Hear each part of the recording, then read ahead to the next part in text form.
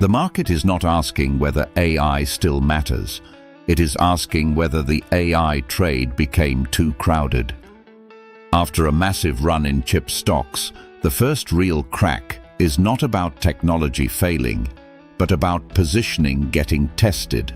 When the same trade carries too much hope, even a normal pullback can start to feel like a liquidity warning. What changed is the reaction around semiconductors.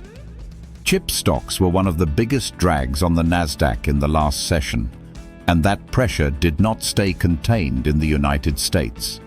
It spread into Asian chip names, where investors started selling the same AI supply chain that had been treated like the safest growth story in the market. That is why this matters for the US lunch session.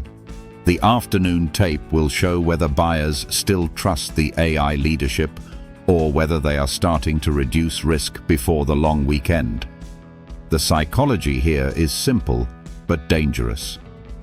In a strong bull market, traders call every dip a buying opportunity. But when leadership stocks begin falling while jobs data, Treasury yields, and Fed expectations are all in focus, the market starts asking a different question. Not, is AI important, but how much future perfection is already priced in? That is the layer beneath the noise, and it is exactly the kind of signal we track at the calm metrics. The mistake would be to treat this as a clean crash story or a clean dip buying story too early. It may still become a healthy rotation if QQQ, Nvidia, and the broader chip complex stabilize after the open. But if the bounce fails, the message changes fast. Then this is no longer just profit-taking in one hot sector. It becomes a sign that investors are questioning the market's most crowded source of confidence. So the key is not the headline.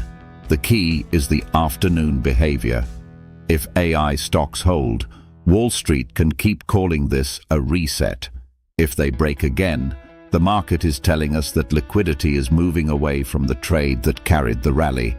And in this market, when leadership cracks, the real story is never just price. It is what price reveals about conviction.